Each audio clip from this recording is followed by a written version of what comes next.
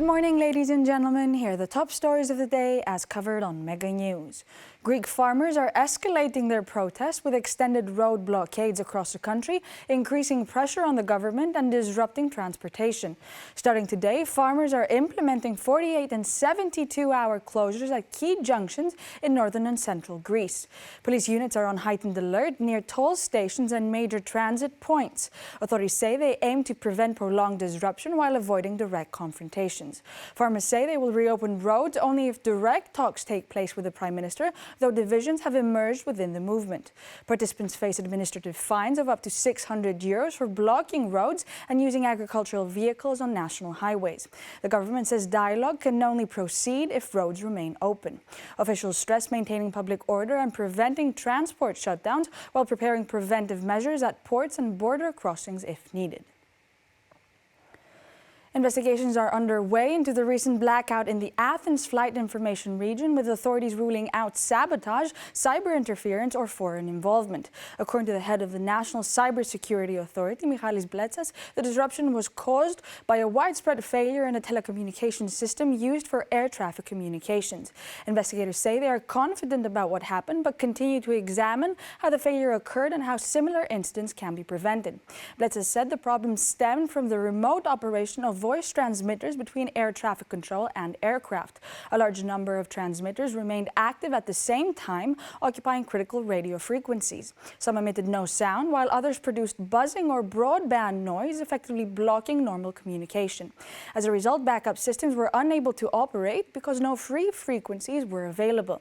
Authorities stressed that flight safety was not compromised. While the outage caused cancellations and delays, officials said aircraft were not flying without guidance. A special investigative committee was formed to ensure faster coordination among the agencies involved. Officials say a human factor, possibly a technical error, remains under examination as the inquiry continues.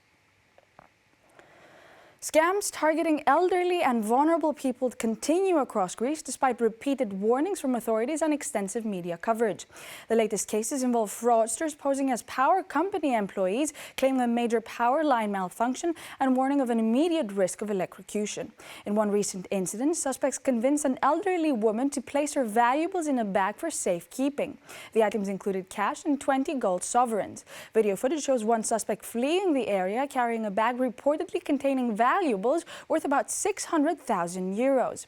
Authorities say this method has largely replaced earlier scams where callers posed as doctors, police officers, or accountants demanding money under false pretenses. Non-internet scams alone are estimated to cost victims several million euros each year, with losses including cash, jewelry, and gold coins. In another case on New Year's Eve, a 98-year-old man in Thessaloniki was tricked into handing over 370 gold sovereigns by criminals claiming they were holding his son captive. The suspects even returned, demanding more valuables. Police note that many elderly victims keep large savings at home and do not immediately contact relatives when approached. Numerous arrests have been made over the years, with suspects often identified as foreign nationals or members of organized groups. Greece is seeing a sharp rise in seasonal respiratory infections, with influenza A and RSV increasing significantly, according to the National Public Health Organization. COVID-19 cases, meanwhile, remain stable.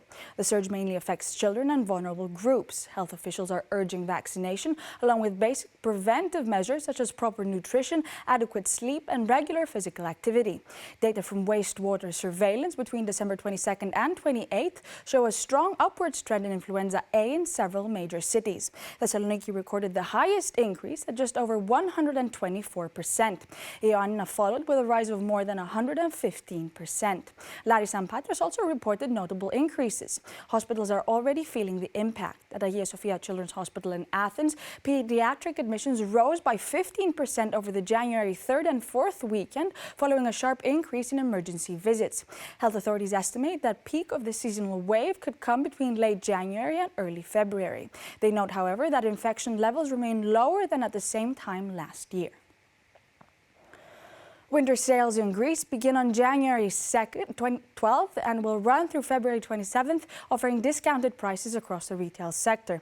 Participating stores will also open on 2 Sundays during the sales period. Shops may operate on Sunday, January 18th and Sunday, January 25th from 11 a.m. to 6 p.m. The sales period is optional for retailers. However, those who take part are required to follow strict consumer protection rules. Stores must clearly display the original price and the discounted price on every product, ensuring transparency for shoppers. Authorities say checks will be carried out to verify that listed discounts are accurate and based on prices in effect before the sales period. Consumers are advised to compare prices in physical stores and online, review return policies, and inspect products before purchase or upon delivery. Secure payment methods are recommended, and shoppers are encouraged to keep receipts and confirmation emails. These were the top stories of the day as covered on Mega News. Thank you for watching.